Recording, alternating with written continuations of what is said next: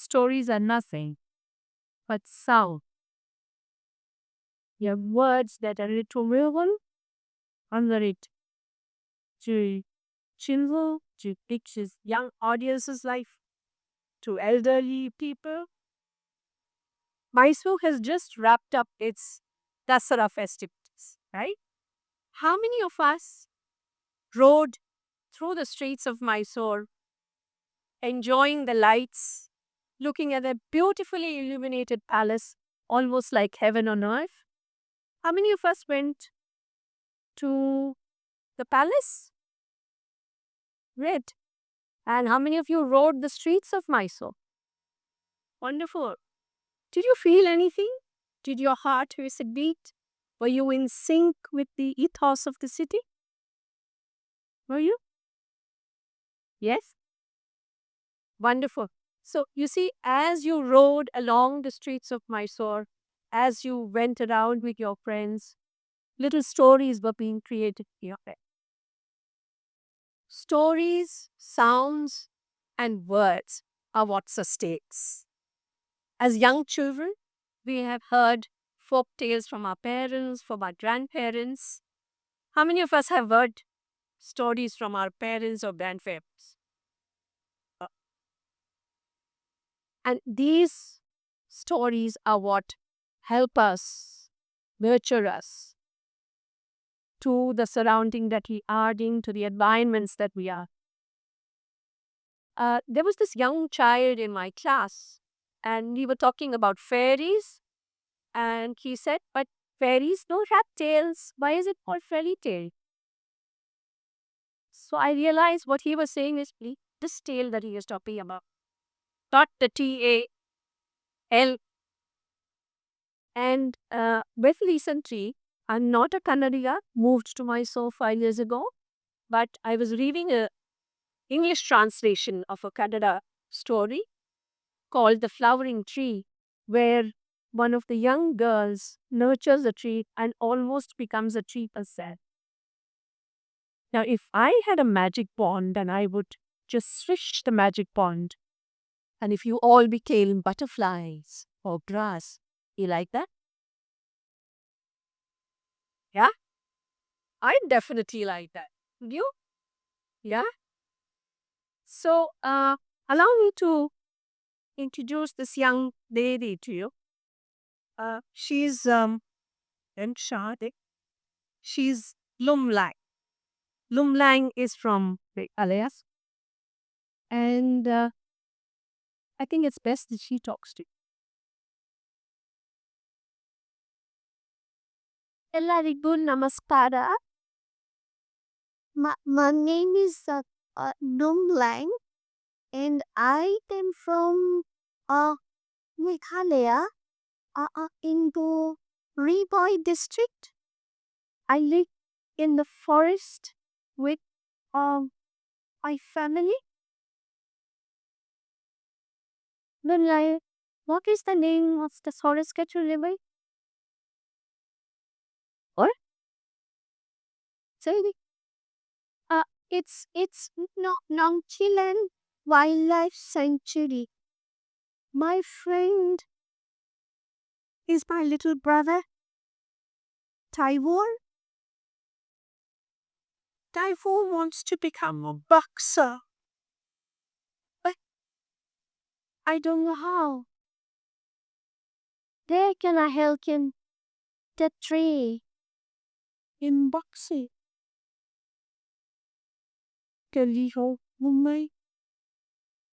Can we help Timur realize his dream of becoming a boxer? Luke Lang is very much like all of you young girls here. She's curious. She's questioning. But she's from the forests, where you do not have any kind of transport. They had to walk miles and miles and miles. And she and her mother helped the father in the fields, in the forest with that wood. Dumlaik has been staying with me for over 5 years, and she and are great friends. So Dum Lang is going to sit here and listen to all of us.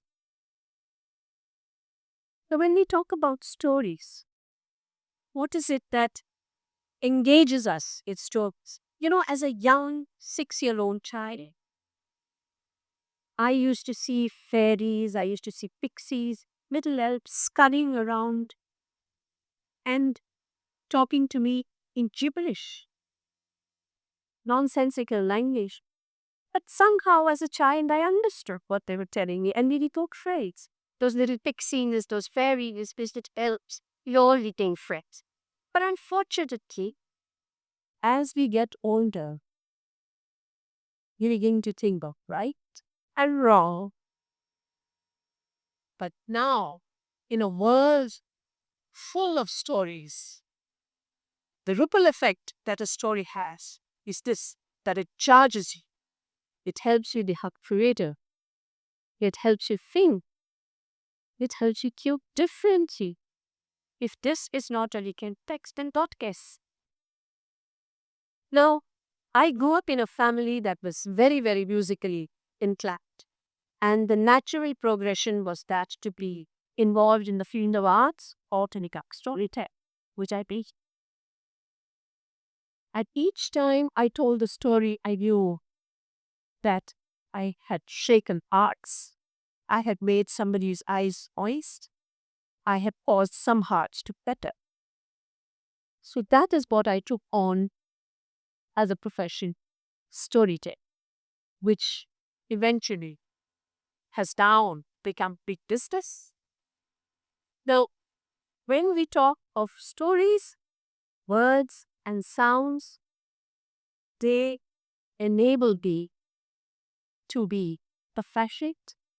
They enable me to be a listener. They enable me to be creative. A storyteller is almost like the magician.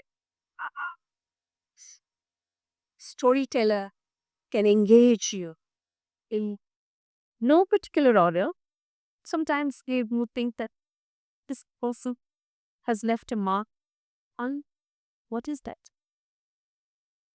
And therefore, when we engage with sounds, when he engage with illustrations, when we engage with words, when we engage with this entire room, stop, create.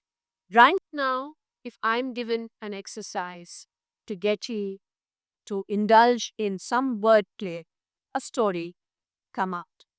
So I'm just going to play a small game like now. I want you to look at the person who's sitting by your side, either right or left. Or if nobody is sitting by your side, look behind. Look at that person and smile. Come on, I'm waiting. Look at the person and smile. Nice. So what is it that you felt when you looked at the other person? Can you see? Pardon me? Did you feel any energy? That's right. A positive vibe. Right. So that is what storytelling is all about. It is a positive vibe. We need to engage more and more in storytelling, in collecting stories, in feeding stories. For that, you have to be a voracious reader with a capital V. If you read, you engage with stories. If you look, you engage with stories. If you close your eyes and feel the energy, you engage with stories. And as I grew older, I told you about the time when I was 6 years old. I'm 66 now. But when I close my eyes, my heart just beats that little faster. Because of the stories that I've heard, because of the stories that I've told, because of the stories that I've listened to. Now, as one moves across the arena of storytelling, I decided to start Mysore Storytellers Network Trust in September 2019. I moved to Mysore in April 2019. In September, I began Mysore Storytellers Network Trust. So, what is it that we do there? We engage with stories, real stories, fantasies, poetry, fun stories, ghost stories, but all through performative art, using a performative element. I would request you all to come to one of our events and see what is it that we all do. Because sometimes I feel that stories or perhaps art does not receive the kind of patronage that it should. So, therefore, let us engage with these stories and create a ripple effect that will help us create a society that is engaging, that is warm, that is conscious, that is joyous, that is mad, that is funny, all that. Now, when I began Mysore Storytellers Network, we just had about 4 people. We used to sit in a small office space close to Brindavan Hospital, and we would engage in some kind of conversation. But I also realized that this is not enough. I had to engage with, with the youth of Mysore. And I must admit, I'm not much of a social media person, but I find that youngsters of today, and rightfully so, engage in a lot of social media. So sometimes as an artist, I feel irrelevant. Why? I'm still not able to fathom. Perhaps you have that answer. I don't know. But through Facebook, through Instagram, through Twitter, stories can reach wider. I understand that. And it's not just about stories, it's about characters, it's about words, it's about moods, it's about emotions. A story has all that. So, to kind of conclude, I would just like to say that welcome to the world of stories, and engage with stories that you kind of associate with. They could be anything. They could be anything. It could be just illustrations as well. And therefore, I would like to bring Lumlam back into the picture here. Lumlang and I would like to invite you to the Mysore Storytellers Network Trust. We are likely to have a performance in January. I'm not going to reveal the subject, but please do come. It is going to be held in Mysore.